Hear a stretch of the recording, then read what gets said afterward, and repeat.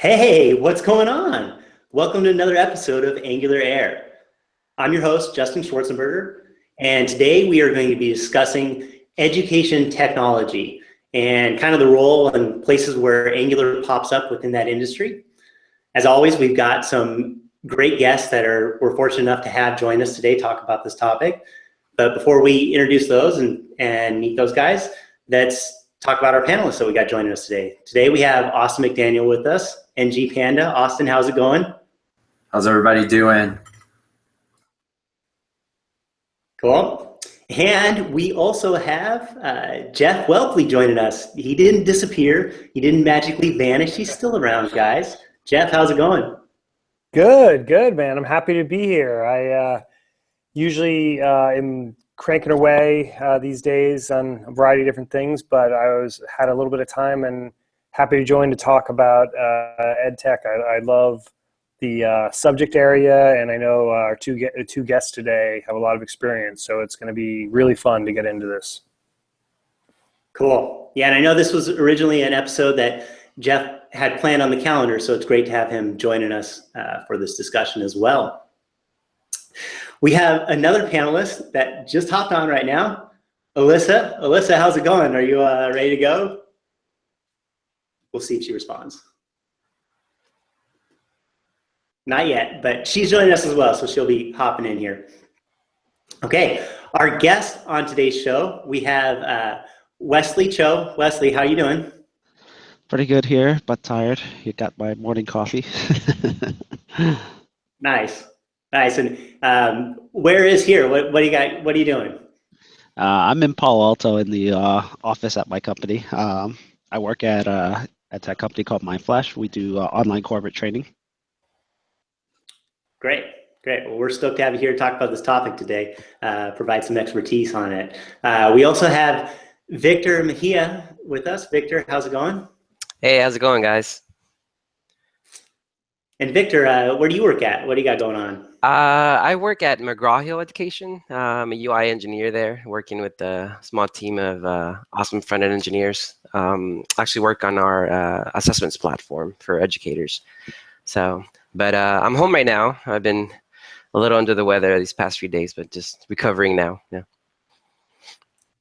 Great. Well, glad you guys are joining us today. We're looking forward to a great discussion. So when we talk about education technology as an industry, I mean, what are we referring to there? I guess I'll start with my attempt. I think it's basically like anything with technology that helps improve the state of education, which is a very broad definition because there's a lot to it, really. Like, are you targeting like K through 12? Are you targeting college students and college courses and stuff like that? Or it could be MOOCs, right? It could be all sorts of things. And my company is a little different in that, like, as I said, we do online corporate training. So we basically help companies train their employees or other or external facing folks even on stuff related to their product or whatever. So it's a very broad term in my opinion. I think that's a pretty good definition. You know, I would add, using technology to improve learning. So my company, we don't focus on corporate. It's all education. Historically we focus on K through 12, and now moving into higher ed. So yeah, I think it's a pretty good definition. Yeah. Are these the systems like that? Your employer sends you like, you need to learn about mishandling of email information now. That kind of like makes you check through it, or is this kind of something different? Wes, sorry. You're muted. Yeah, sorry. I missed it. Can you repeat that? I said, is this like, are these the things that like I get in the email from my boss that's like, oh, we need to review email procedures about mishandling email infos and stuff like that, and you've got to like go through it, and it kind of teaches you about stuff like that? Yeah, so that's one aspect. Like, for example, I've I've seen the military do that. For example, they do all sorts of compliance training, and that's not just the military. I guess the federal government in general is like that, right? Because like you have to get like, for example, annual training on like how to handle classified information, any sensitive documents and stuff like that. Just as one example, for example. But we have like, for example, one client that actually trains salespeople on how to better sell their products, for example. So I mean, there's a lot of surprising facets to this. Well, one thing that I usually like to start with any area on is like, what is the problem that it's trying to solve, right? And I think with ed tech, if you had to create like a general, I mean, you guys correct me if I'm wrong, because you guys are much more into it than I am, but it seems to me that the general problem category comes to the fact of this issue with trying to find ways to maximize the learning of different people who learn in different ways, right? That like the traditional education in school set is set up in a way that, you know, you're trying to educate a lot of people at the same time, or in any case, in any way when you are trying to get a certain amount of information to a large number of people, that's inherently problematic because people learn in different ways. And how can you effectively do that? And there's different sides to it. There's the sides of trying to help the teachers, trying to help the students, helping people at different levels for different subjects and that type of thing. So that it gets sliced and diced in different ways. But that's always been my impression, that that's like one of the main problem area. Do you guys agree with that? So Yeah. you're talking. Sorry. Sorry, go for it, Wes. I just had a question. Are you referring to like stuff like adaptive learning or what? Well, a little bit, but the reason why people are trying to use technology at all to train it, as opposed to just a book, like why use software in general to learn rather than just a textbook, which is like the more traditional way to learn, or a teacher teaching to a classroom. I know that whenever I was at code school, that was almost a daily conversation of just going through our demographic, because there are lots of different reasons, like you're saying, to want to learn.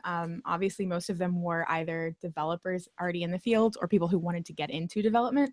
So then also breaking it down and making, you know, the best content that you can for them in the shortest amount of time, because apparently all developers have ADD.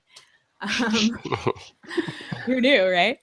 So I think it's definitely, it's not something that at least we found an exact formula to where you can make everyone happy. I think at the end of the day, you have to pick, this is our main demographic, like this type of learner with this kind of background, and then go from there.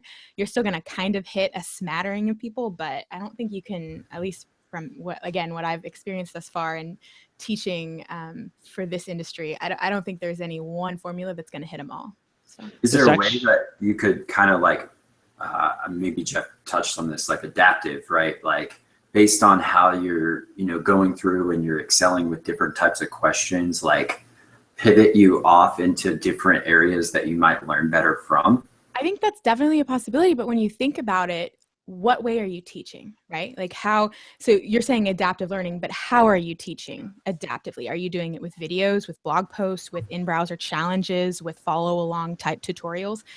None of those ways are going to make everyone happy. None of those ways are going to be the best tool to teach. So no matter how adaptive your lesson is or your course is, at the end of the day, I feel like you still have to decide who are we catering to.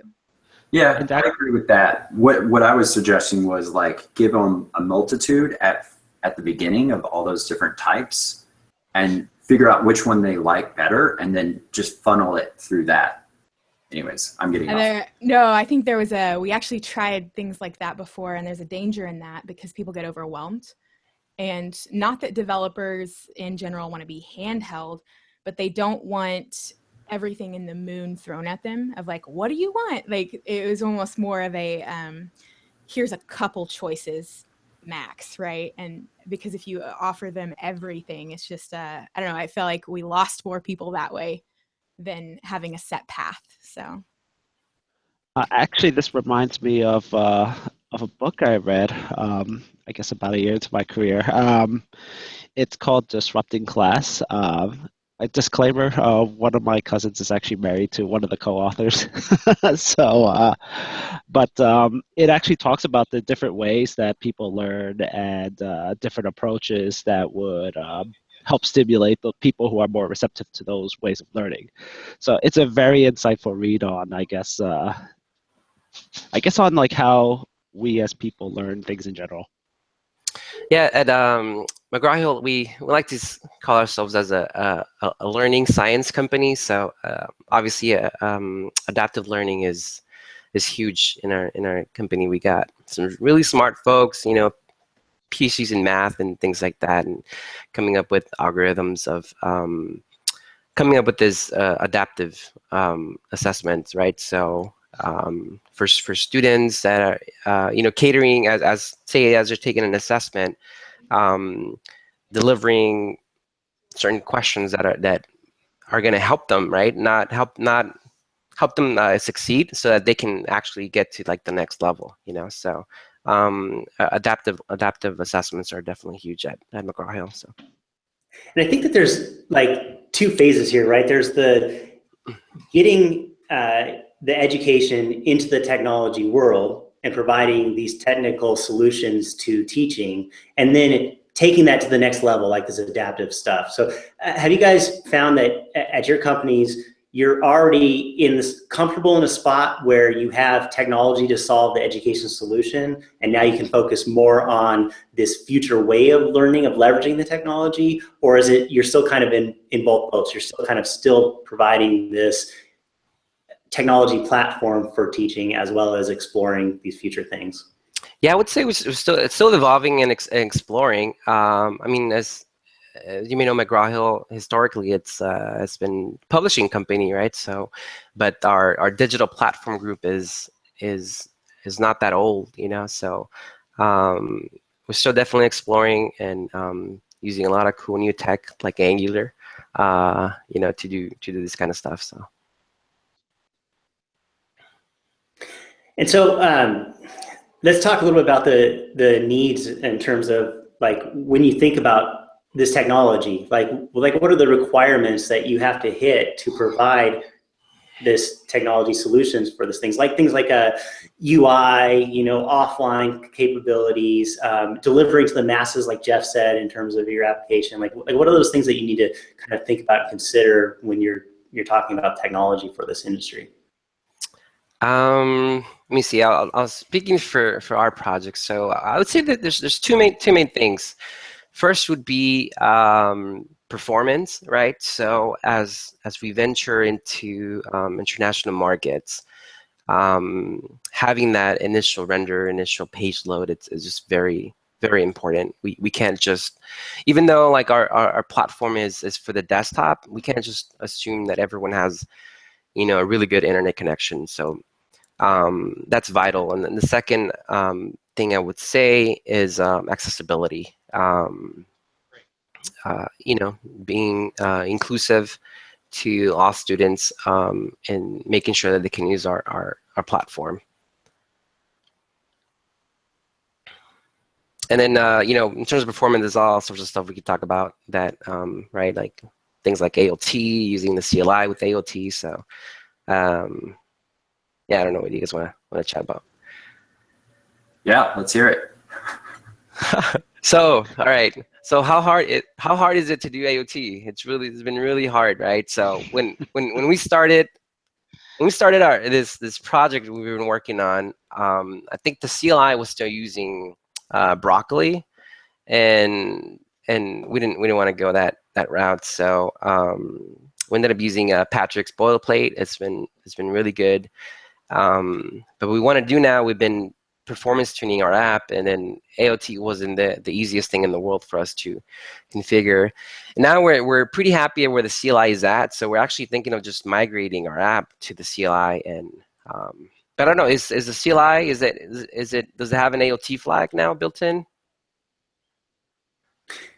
So I believe it's AOT checking, and then you can AOT compile with it. Like I think when you ng serve, we were playing around with this recently and trying to figure out some stuff.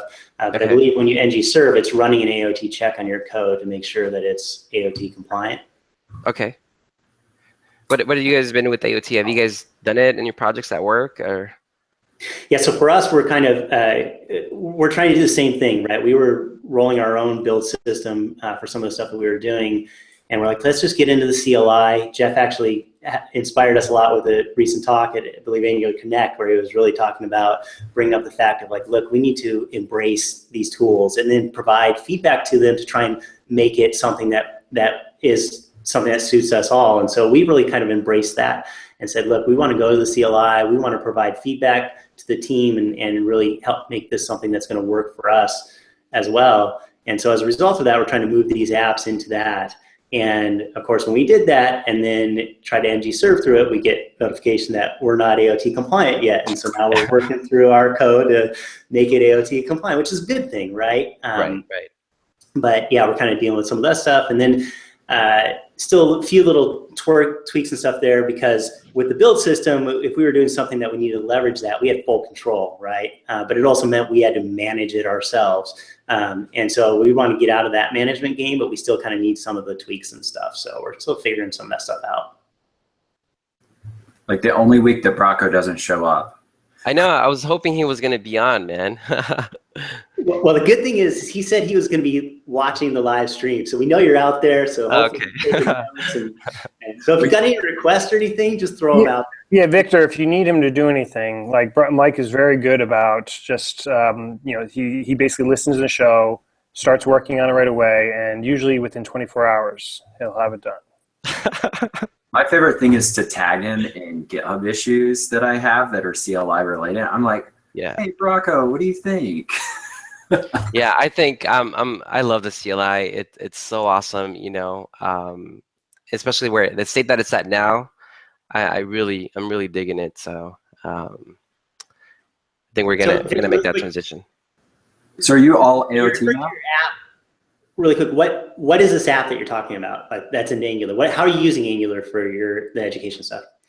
Yeah, so it's one of the many apps in McGraw-Hill. So just to get some background, I would say we're pretty much largely an Angular shop. There's a couple of Ember and React projects, but for the most part, we've invested heavily in Angular. So this app was started a few months ago. It was a Angular 1.x app. It wasn't that performant. So a couple folks here in Irvine with an awesome team in Boston, we decided to rewrite this app in Angular 2 when they were still in RC. So as to the specific, it's how would I call it? It's essentially what's delivering our assessment. So I work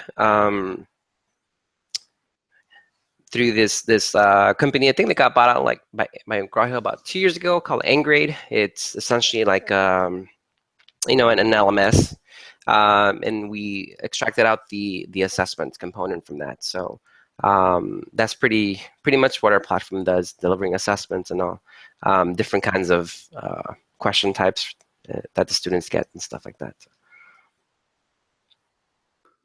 Cool. So then you're looking at, okay, how do we make that hit all these marks, right, with this performance stuff, that sort of thing, and that's where the AOT comes in and stuff like that. And that's separate from the content itself, is that correct? Like, do you have training videos and stuff that they watch, and then they consume that through one app, and then they do the assessment through another, or is it just straight assessment curriculum stuff? Yeah, it's assessment curriculum. We have predefined curriculum, and then pretty much freedom up to the teacher or the instructor to author whatever content they want. So it could be video, it could be multiple choice questions, and anything they want. So cool. And then what's your target audience that you guys are reaching? Is it all different ages? What is it? Yeah. So main focus would say it's K through 12, but we're moving into higher ed. So yeah, we'll be venturing into that area next. So oh, go ahead. I was just going to ask, so is the software that you're building geared towards students or towards teachers? The specific the app that I'm working on is targeted towards students. Yep. So do you sell directly to them, or do you sell to the school and the school provides it to the students? I believe they sell to the school and the school provides to the students. Yeah. Okay. Yeah. So this is like a little bit, yeah, I know there's different variations of like, for people that are creating education software and you know, some people sell directly to students, et cetera. But with that selling to the student, to the teachers in the schools, I know you're not directly associated with this, but like, are there challenges with that process? Because even if you build like awesome software, if like, do the schools like sometimes push, like either not not want to buy from you, or like they push back and even though the students love it, the schools, like for whatever reason, like kind of force your hand to change something?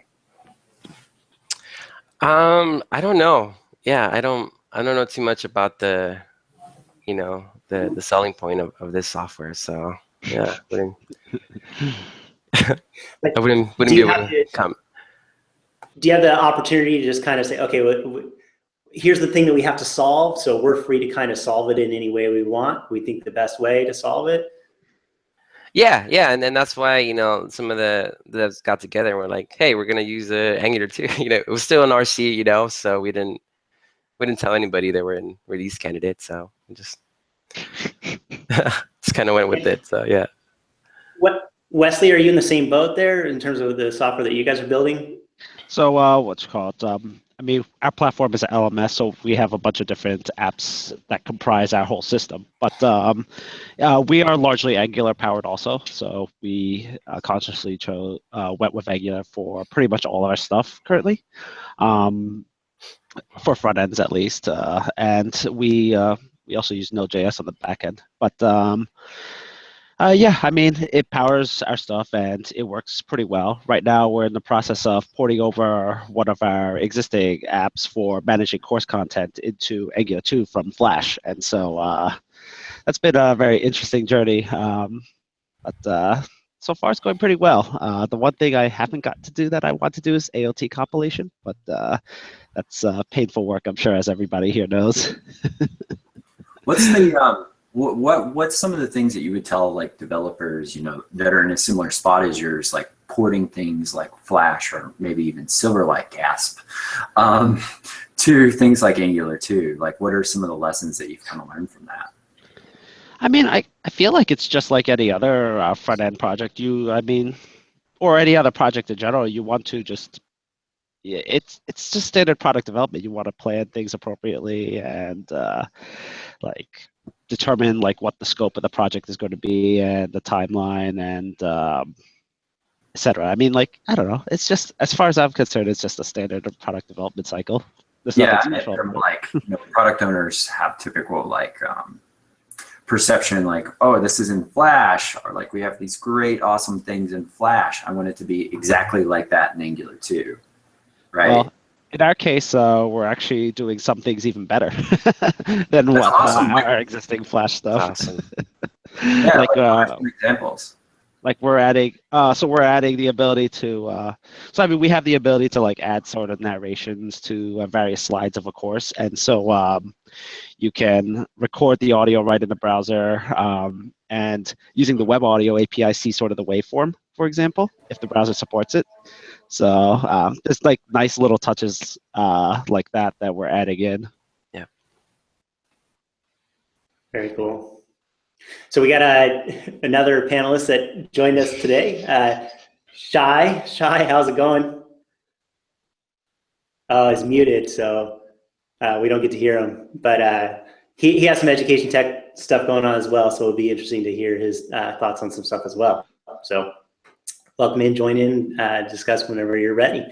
So I got a question on languages and stuff like that. Like, how much do you guys, are you guys dealing with that right now in terms of supporting different languages for your applications? Yeah, we have to in our app. So we're using what's this package? ng2 translate to do it. Yeah. So yeah, that was fairly easy to configure in our app. So. And is that what about in terms of like the I18N stuff that's coming out as part of the Angular framework? Are you guys thought about that? Like, how is that going to wrap in? Are you going to keep using the ng2 translate? And then is there a lot of work and like what goes involved into that in terms of as you plan out your application and your screens and all this UI stuff to work that into the mix? Yeah, I mean, let me see, the app that I'm working on, it's not too hard to configure because we don't have a lot of text other than whatever the instructor authors, right? So you know, things like navigation text or notifications, we have a fairly short amount of text that we actually show the students. So yeah, and it's, you know, it's pretty easy to configure, so it's not a big deal. So yeah. And Wesley, are you guys doing anything in that realm? So we're mainly doing it, from what I understand, in our I guess more trainee oriented stuff. So like when they take our assessments and stuff like that, emails. So we haven't really done that in Angular 2 yet. I believe we use Angular Translate on the Angular 1 side. I haven't really had to deal with that too much, but yeah, we use a translation service to translate various strings into the languages that we're supporting. And then Cool. we load that up from a file. So what other things about Angular are awesome that help you guys out in terms of your choice for doing that as the platform for your applications? Are there some things that you get that are great out of it that help you solve these technological problems? I love the wiring up with Zone.js in Angular 2 especially. Makes things very nice and simple in a lot of ways. Yeah, let me see. For me, I love that Angular still made Angular 2. Well, we have to call it Angular now, right? That they made the next version of Angular. They made it testable. You know, making it very easy to unit test your code. I think that's awesome. It's always been a priority for the Angular team, and so definitely kudos to them for that. So. I'm a big fan of dependency injection in JavaScript in general because unfortunately the testing situation in JavaScript is not great. So having a system like DI really helps a lot, in my opinion. Yep. That baked in is yeah. I'd also say that the community. I mean, I don't know. There's so many cool open source packages out there, which is what I wanted to ask Wes also. Like, what are the major, you know, ng2 packages that you guys are using? So for us, one of the ones that we used from the start was ng2 Bootstrap from I think Valor Software. The reason we want them is because their navigational components were keyboard navigable, which was huge for us. So they definitely made an awesome work there with that. So. I know this really great one called ng2d3. Cool. Yep, I've been keeping my eye on that. So, as far as some stuff that we're using, I mean, we're using ng Bootstrap. I'm on the ng Bootstrap team, so cool. That would, I mean, it works pretty well for us. What else do we use? ngRx store. And I think we use ngRx. Do we use ngRx effects? I don't remember. I mean, there's a bunch of packages we use, but not too much on the third party on the Angular side. I guess because the ecosystem is not really robust yet. It's really troublesome to actually like publish a third party package in Angular 2 than in Angular 1, I feel. So that's probably a big reason as far as why that situation exists. But otherwise, we pretty much have homebrewed a lot of our stuff, like even like stuff like audio player, video player, and stuff like that. We've homebrewed all that. It's interesting you bring up ngRx Store. We were talking about that the other day, and given like I can imagine a lot of your content is probably heavy on the forms driven. Like Redux type patterns are not typically like very easy to do in heavy form type operations. So that's interesting you brought that up, that you're using that.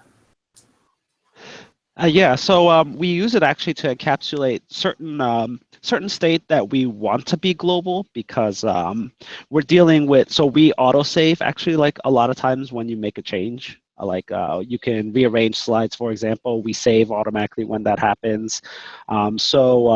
We need some sort of concept of a global state, and so ngRx Store is actually is perfect for us in that regard. I do wish there was a way to create like sort of sub-stores scoped to like maybe a certain module or something like that. Maybe I just haven't done enough research into that, but because I feel like a global store is also very easy to abuse, and that is also a sort of problem I've seen too. I don't have a good solution off the top of my head, but I wish there was ways to scope data structures of state on a per module basis, as opposed to having it global to a whole application. Can't you make each like or essentially like each page like its own like store, and then scope it like that, and then have like a higher level store? I mean, I guess you could, but then I'm just worried about, I guess, when you try to inject store into something, then knowledge of what store do you get, right? So, I mean, I guess there's potential problems in that area. I'd have to do more research into it, honestly. It hasn't been something that we had huge issues with. I mean, what we have is not ideal, but we've got stuff to work fine with a way that we can control any real damage. So when you guys have decided to use these third-party modules and bring this stuff in here, obviously one of your marks is really this performance. And I think a lot of apps everywhere, it's always about performance. We all want to be building performant apps, but some have to be highly performance. It is very important, right? As well as delivery and size and stuff like that. These things that we've talked about in terms of this reach for your different software. Have you run into snags where you said, okay, look, we're bringing this third party library in, and oh, it doesn't perform well, and so now it's kind of not hitting the mark. So now we got to decide: do we keep it, and do we tweak it, or do we roll our own? Have you hit that yet with a couple of ones that you've done? For us, no. I mean, I actually vet stuff at the source code level usually before deciding to adopt something. So if I'm not satisfied with the source code, I'd rather homebrew it. I'm a little extreme like that, I guess, maybe. I don't know. But yeah, same story here. I mean, we're not using a lot. Well, I mean, there are some apps at MHE that like the entire app is based on like Angular material and things like that.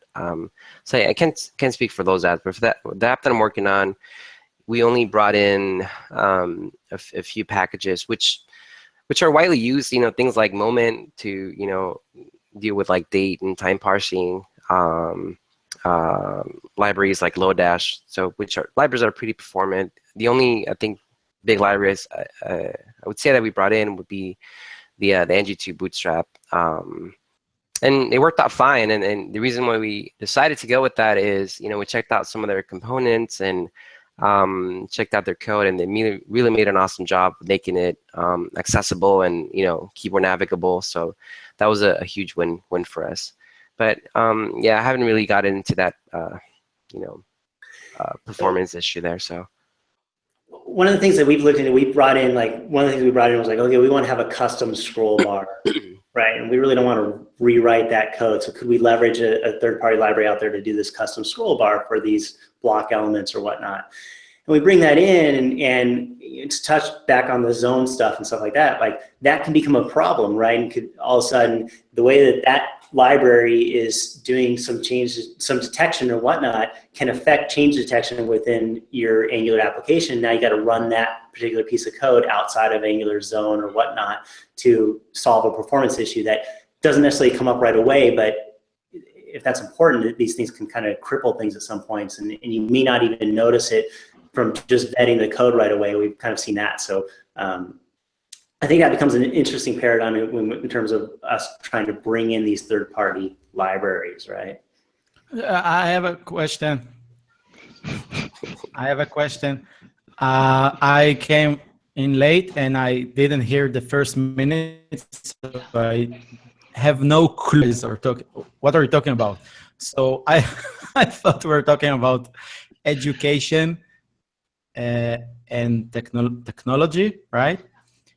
And I came in when you're talking about zones.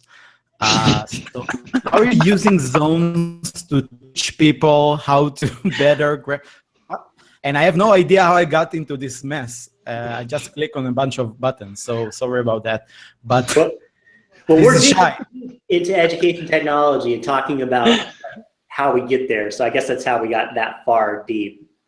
And zones is probably too far deep. Oh, I see. So what are you using? Okay. What are you using in to build the education apps you are building? Yes. Nice. And kind of what needs do you have? In the education tech world, you're you have these needs that you got to build that application for. So what are those needs you're trying to meet, and then what do you run into when you're building an app for that particular industry, right? Yeah. I think a lot of maybe trying to figure out if people are finishing the material or completing the courses or the videos or the blog post or whatever. Like tracking is a big part of education because you want to do better the next time and the next time and the next time, right?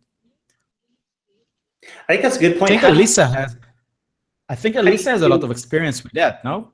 Elisa? Yeah. There was two sides to it because it was our own tracking to what we could gather, what data we could gather about them. But then there was also surveys for the students and asking their opinions on how did this go? How much did you love this? But we did find actually quite often that you couldn't trust the surveys to just make a direct correlation. And so that was always interesting. I don't know if you guys at your companies have found that with how did your educational experience go? Or one of the big ones was what would you like to see? And so whenever we were actually listening exactly to those surveys, then we would ship a lot of content that would said, 100% of people want this, but not 20% maybe took it, would actually go through that content. So I think that was always a hard balance of finding your own way of tracking, like you're saying, and using different, pieces of technology in your app to do that versus asking them, what do you want? So, in the lean startup way, you have people are voting with their actions and not their words. You can ask people, what do you want to see? And they can give you a million answers, and they can lie, and they want to make you happy, right? So they will say whatever you want to hear. But when they actually finish the course or seeing the video or completing the task you gave them in this app or this page or something like that, then you know that you have something good. So it's about maybe testing. And I think in that, in Angular 2, we're starting to rebuild high-res in Angular 2. And I find it much easier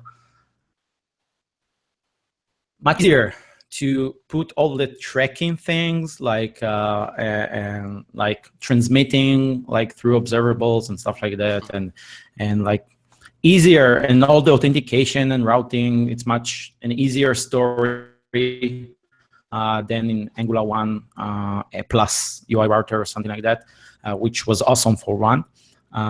So I think tracking, this is the point. Tracking is a big part, and somebody helped me to get out of this weird state. Where I am anymore. For a second, I thought that's where you were. This is my office. This is my office now in Venice. As far as what we do, we do some level tracking as well, but Our company is a little more unique in that we try not to focus so much on the authoring of content, so that it allow. So one of the things that I guess our clients finds attractive about our platform is that we make things easy to port to and from, and so we let them create a lot of content. And so we have a whole one side of our product is actually being able to visualize like what's it called, the data that they're getting from like how the trainees are progressing in their courses, or like managing the actual content and courses, and also being able to pull in nice reports. So it's a little different on our side. Yeah, and Victor, are you doing any type of reporting or any type of that collection of metrics and stuff like that as far as with your apps as well? Yeah, all these are just separate microservices that are handled by teams across the country. So sometimes we just send like the data. I mean, we show the student like, like a score sheet of how they did, but in terms of for the educators to see the reporting data, yeah, that's all handled by the like analytics teams. Not where I'm at. So Did they have their own UI applications for that are not Angular, or are they going to move to Angular? Or is there a different, better fit for that? Yeah, I think they're in Angular like 1.x, right, and definitely using things like D3. But yeah, I think this flagship Angular 2 app is going to make some noise in our company. So yeah. And is it, so, I mean, are you guys like buying into Angular, like saying across the board, or are there things where certain UI applications are maybe not a good fit for Angular for some reason? Yeah, some won't. Like as I was saying, like this one app that's built to run Angular Material until like Angular Material 2 is kind of more stable. They're not gonna port it. So I think that the general consensus would be any maybe new development, it's going to be in using Angular 2 as opposed to porting apps over.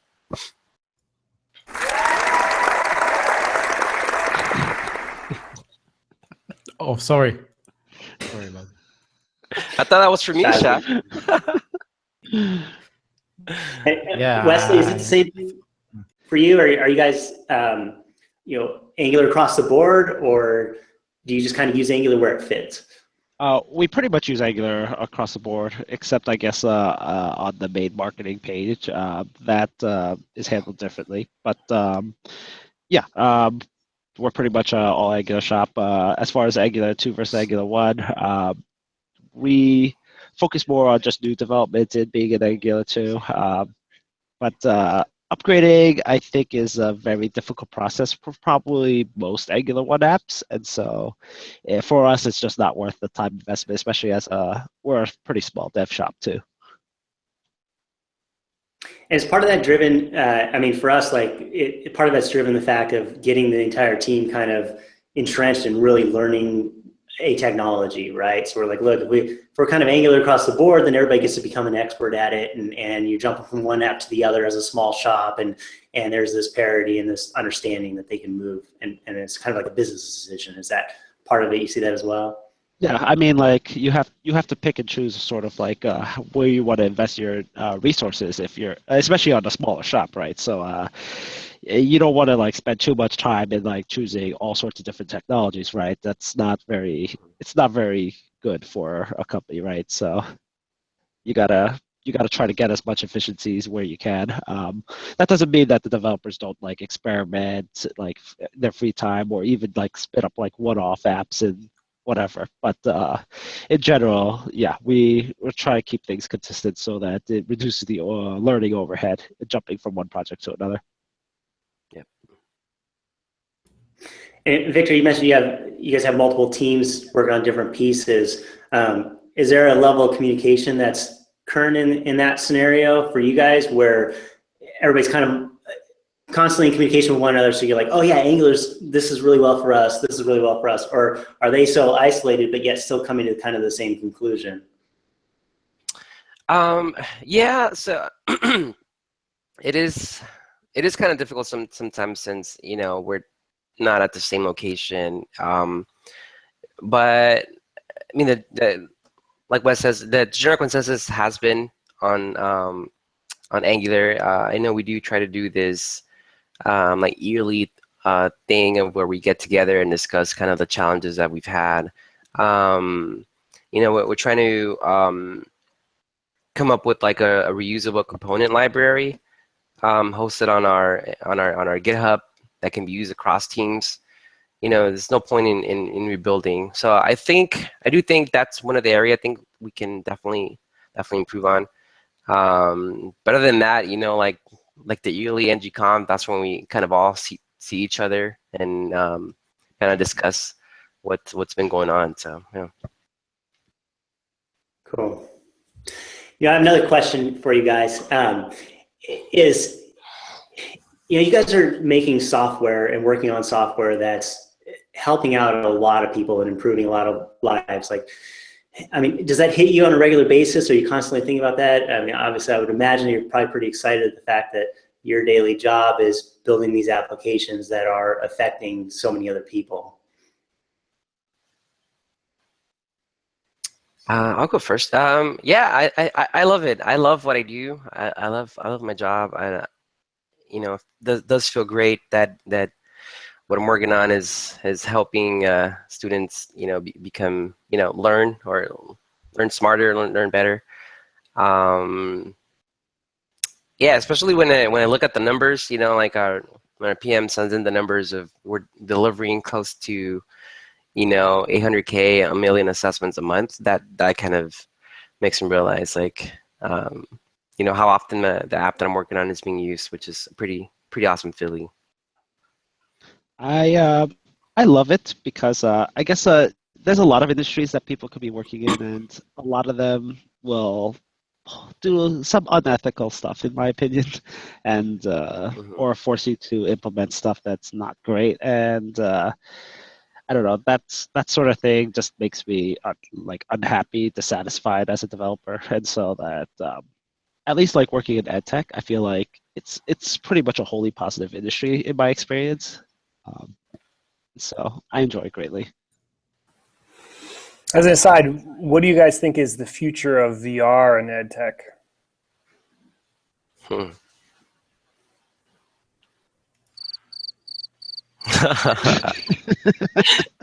I don't know. I don't know that we'll venture into that anytime soon, but yeah, I don't know. Just because our content is not like video driven. Yeah, I don't know. I don't think we're gonna. Well, I shouldn't speak for the company, right? But I don't know that we're gonna dive into that anytime soon. Jeff, let's start a company. I know that it will be a very scary thing to see my videos in VR. Well, I mean, certainly when you're training on like Angular, like if you're training Angular, then it doesn't make sense. But for a lot of things, it does, right? Like if you are or especially AR, like if you're training a doctor and they have like a headset that can mix the learning aspect with like actually as you're going around helping patients, something along those lines. I think that is like a big room that's kind of like open playing field. That's a good point. But only even in Angular, you can like think about looking at the directive in 3D, okay? Which kind of be a DDO in 3D. We actually, at my company, we do some cybersecurity stuff, and we actually looked at VR and AR as well. And AR actually for business applications and things like that seems like a lot more of a plausible like use case over VR. Typically, you don't want to be like fully immersed. You want kind of like that interactive type thing. So I'd be curious to like, there's a lot of really cool videos out there on the internet of like HoloLens doing all this awesome stuff, but I haven't seen anyone actually using it. So. Well, I think for the VR side, yeah, for sure on the AR side. For VR side, it would be sort of the next evolution of like the category of edtech that's like the sort of game. Like there's a lot of stuff for like kids where they like they almost trick kids into learning math by like playing some like cool iPhone game that like you know, they don't even realize that they're learning some like math concepts behind the scenes. Like that's the type of thing I was thinking about that. I'm sure we'll see one day. I think it will take time though, because I mean, when it comes to like figuring out formats that people can learn, I think that requires a lot of research, because you want to do stuff as well as possible, right? And it has to, I guess, be at a point where it can be better than the other methods of teaching, learning out there right now. So there's a lot of factors that have to come into play first. So I think it's going to take a little while before maybe VR or AR gets integrated into learning. Probably in the distant future. I mean, obviously, it's another format, so it can only help, right?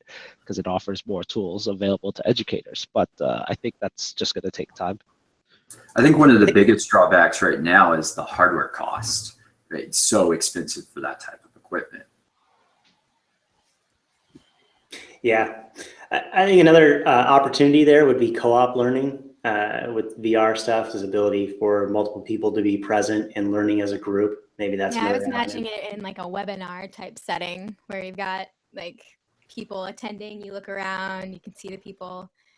I guess everyone, again, it goes back to what Austin said about the hardware, because you'd have to have not only something to see, but then you'd have to have 3D cameras in order to add you to the room or something. But Yeah, definitely. The future, right? The future of education technology. All right, well, getting time to wrap things up here.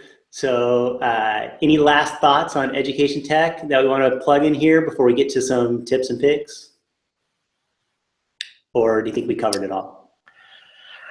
I think so. It's been a really awesome discussion. I mean, there's definitely a lot more to talk about, but it's been good. It's been good. Cool. All right, well, let's get some picks here. You guys are more than welcome to jump in and throw some picks in here if you have some. If not, I'll go and do mine really quick. I just want to mention Angular Camp that's coming up next year. It's a community-driven, community-oriented event that's going to go on, I believe, in Barcelona, and sounds like it's pretty exciting. So you guys should check that out. It's angularcamp.org. Austin, you got anything? Yeah, I got a couple things. This week or last week, Angular 2.3 dropped. That's pretty awesome. TypeScript 2.1 dropped. That's pretty awesome. Todd Motto wrote a pretty cool Angular 2 reactive forms blog post using like Tesla's range calculator. And there's a new project. I've been dabbling in Node recently, and there's a new project I ran across called TypeORM, which is TypeScript, a TypeScript ORM for Node.js. And so it's not Angular related, but a pretty cool project. Cool. Alyssa, you have anything? yeah, just as far as TypeScript 2.1, it was told to me actually a few minutes ago by Ward Bell that the Angular team discourages development of Angular apps with TypeScript 2.1 at this time. There are too many problems, and not just Angular specific problems. So, AOT broken. yeah, a little bit of heads up with that. And then I guess my shout out this week will be for HiRes, which Shai and I should probably do a join team shout out. So HiRes.io, he actually just created a TDD course, so that'll be coming out soon, but not yet, for Angular. So yeah, that's all I know right now. Cool. Jeff?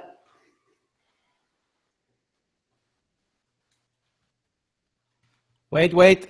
No. Did he Okay. freeze? Right on cue with the sound mix. All right. Shai, well, what you got? You got anything, Shai? Yeah, so Alyssa stole my thunder, but yeah, no, I'm just kidding, Alyssa. Don't drink your drink. So yeah, we're about to release like next week the course we've been working on. So, sorry about the background still. I don't know how to. Okay. Let me. Yeah, this is better, no? So yeah, next week, a few months we've been working on making the best TDD theory course ever made. So I'm very excited about it, and soon expect me and Alyssa to do stuff together on YouTube and sharing like fun little videos and knowledge about front-end development. And a very cool hub, which they announced yesterday, I think. Now you can merge conflicts on GitHub. So it's pretty cool. I haven't tested it yet, but it looks very cool. So just want to throw it out there. So those are my picks. Perfect, great. And Jeff? Yeah, thanks. So I got a couple ones. One is this project called Lerna at github.com/lerna/lerna. It's been really helpful as I've been building out our new some of our new code base in managing multiple NPM packages in the same Git repo. It's sort of a common thing I've kind of run across recently, and it just has a bunch of tools for like automatically NPM linking everything or automatically building everything and that type of thing. So definitely check out Lerna. And then Wasim tweeted an awesome blog post the other day about deep learning, just a cheat sheet for that. And I thought that was great, so I'll have a link for that in the notes. And then the last thing is one other thing I'm really excited about, this project called Type Style. It's basically something that I've been seriously thinking about and hoping that somebody would create for the longest time, basically creating a great way of handling styles like through JavaScript, like sort of like a CSS and JS type thing, but like without having to do inline, like actually doing classes and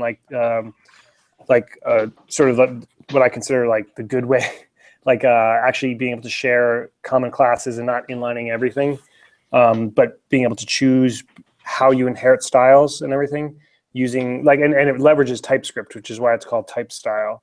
So definitely check that out. Awesome project, typestyle.io. Great, thank you, Jeff. And Victor? Yeah, I got two picks. One of them is JavaScript30.com. It's this new free course by Wes Boss that he launched. It's pretty fun. You know, it's no frameworks, no transpilers, just pure JavaScript. Really fun course to go through. My second pick is non-tech related.